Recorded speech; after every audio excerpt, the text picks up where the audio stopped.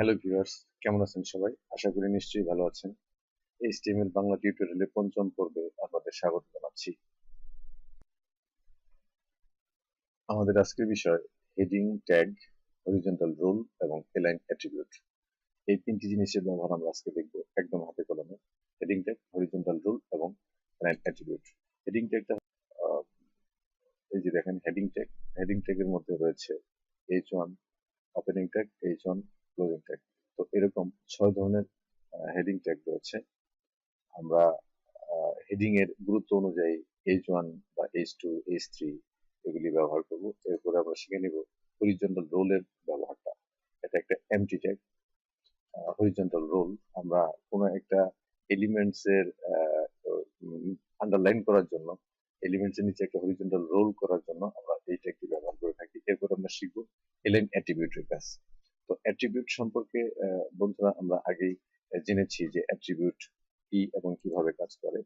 HTML elements সম্পর্কে বাড়তি কিছু ইনফরমেশন দিতে, অর্থাৎ এর কর্মদক্ষতাকে বাড়াতে অ্যাট্রিবিউট ব্যবহার করা হয়ে থাকে। তো আর দেরি নয়, তাহলে চলুন বন্ধুরা আমরা হাতে কলমে এবার কাজটি শুরু করি। কিভাবে heading tag, horizontal rule tag এবং এলাইন অ্যাট্রিবিউট ব্যবহার করতে হয় আমরা একটু দেখে নেব। তো এই কাজটি করার জন্য প্রথমে আমরা আমাদের নোটপ্যাডটি অন করে নেব। আমরা এই যে নোটপ্যাডে গত পর্বে যেভাবে আমরা টেক্সট অ্যাড করেছিলাম, ঠিক এখানেও আমরা তাই করব। নোটপ্যাডে প্রথমে আমরা আমাদের ডক টাইপ এইচটিএমএল এটা আগে আমরা করে নিব।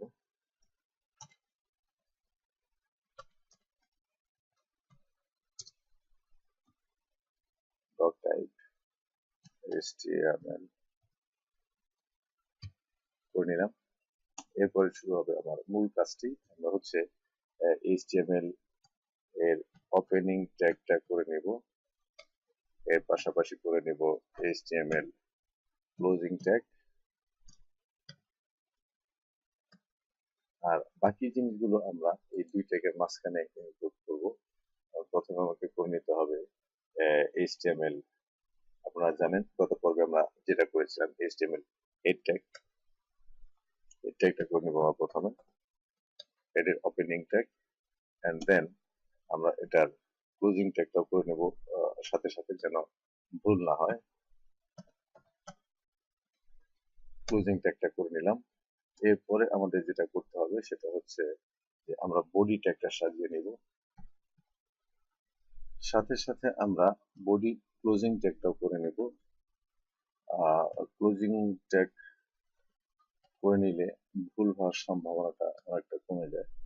তো বন্ধুরা, আমাদের মূল ফ্রেমটা তৈরি হয়ে গেল, মূল স্ট্রাকচারটা, বেসিক স্ট্রাকচারটা তৈরি হয়ে গেছে। আপনারা জানেন যে এই হেড ট্যাগের ভিতরে আমরা সাধারণত টাইটেলটা ইউজ করে থাকি। তো বরাবরের মতো এবারও এখানে আমরা একটা টাইটেল অ্যাট্রিবিউট ইউজ করব। টাইটেল অ্যাট্রিবিউট আমরা ইউজ করব বরাবরের মতো এবারও। তো আমরা এই পেজের একটা টাইটেল দিয়ে নিব। পেজের টাইটেলটা দিয়ে নিচ্ছি HTML টিউটোরিয়াল 5। তো প্রথমে যে কাজটা করতে হবে, এটা আপনাকে কন্ট্রোল করতে হবে, কন্ট্রোল এস সেভ করতে হবে। আমরা সেভ করব, আবারও ইন্ডেক্স নামে সেভ করে নিই। ইন্ডেক্স, নিশ্চয়ই বন্ধুরা আপনাদের ফাইল এক্সটেনশনের কথা মনে আছে, ইন্ডেক্স ডট html। এখানে আমরা অল ফাইল সিলেক্ট করে নেব এন্ড দেন সেভ। আমার ডেস্টিনেশনটা হচ্ছে ডেস্কটপ, ডেস্কটপে এটা সেভ করব। এই দেখেন আমার ইন্ডেক্স ডট এইচটিএমএল ফাইলটি ওপেন হয়ে গেছে। তো এবার আমরা এটা ইন্টারনেট এক্সপ্লোরার দিয়ে আমরা ওপেন করে দেখব কি অবস্থা। HTML টিউটোরিয়াল 5 চলে আসছে, HTML টিউটোরিয়াল 5। তো এতটুকু আমরা গত পর্বে দেখেছিলাম। আজকে আমরা দেখব কিভাবে হেডিং ট্যাগ ব্যবহার করা যায়।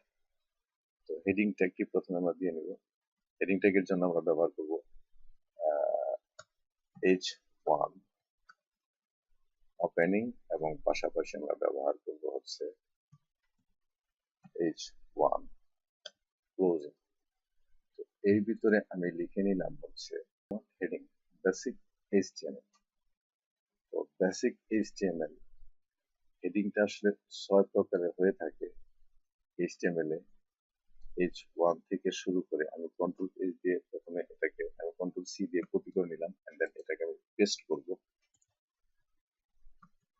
2 3 4 5 6।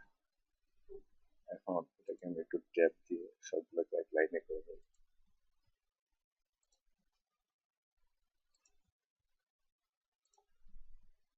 এক লাইনে করেছি, দেখুন তোমরা এখানে হচ্ছে H1, এটাকে আমি করে নেব হচ্ছে H2,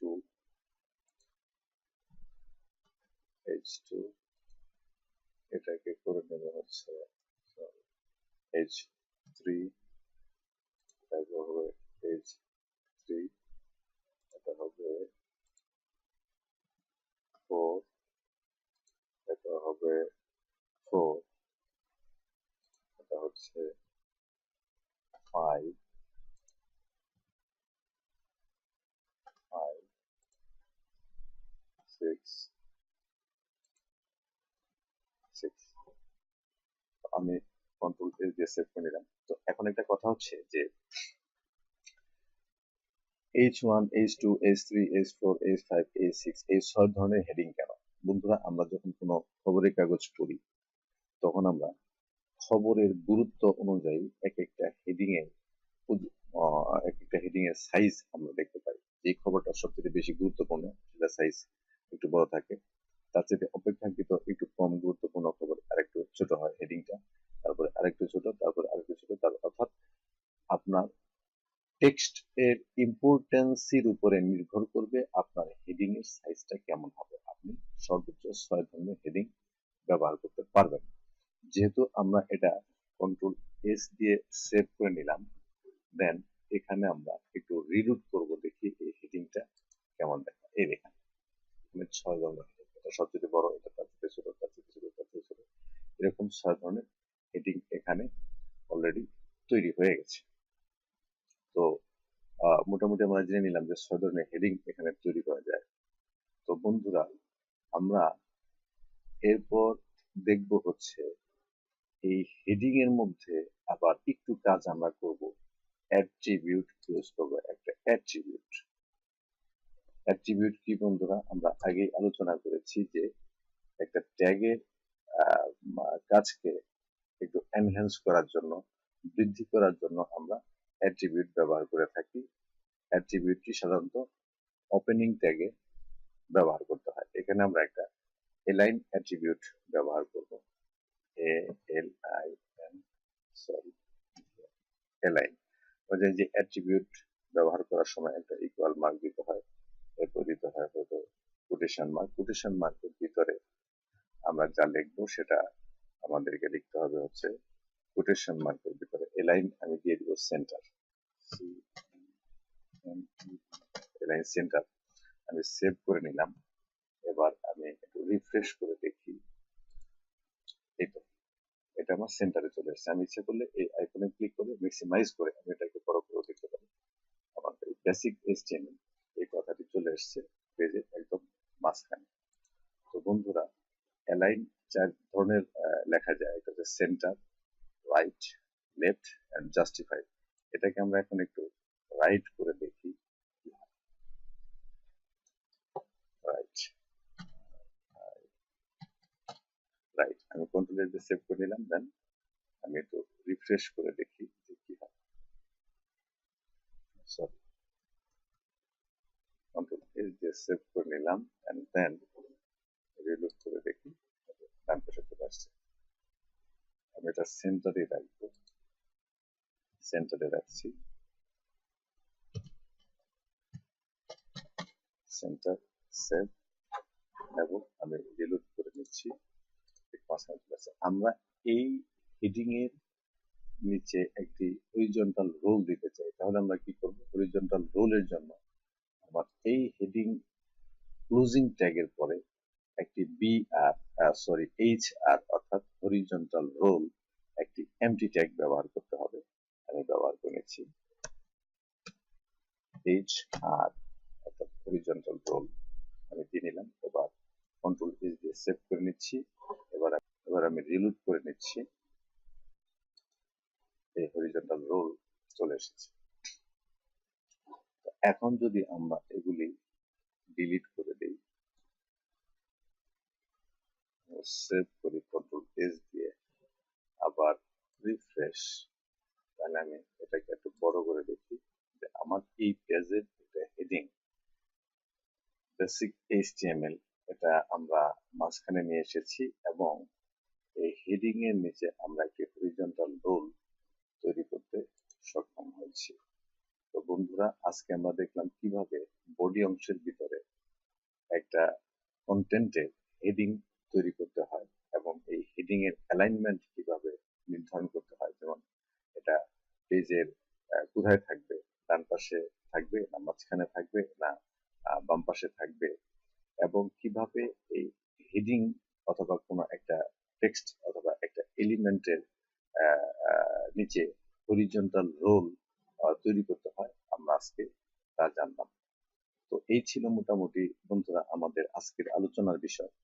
আমরা আগামী পর্বে আরো নতুন কিছু তথ্য আমরা বডি অংশের ভিতরে অ্যাড করব, নতুন কিছু এলিমেন্টস আমরা অ্যাড করব, নতুন কিছু জিনিস আমরা শিখব। তো সে পর্যন্ত সবাই ভালো থাকবেন, সবার সুস্বাস্থ্য কামনা করছি। ধন্যবাদ সবাইকে।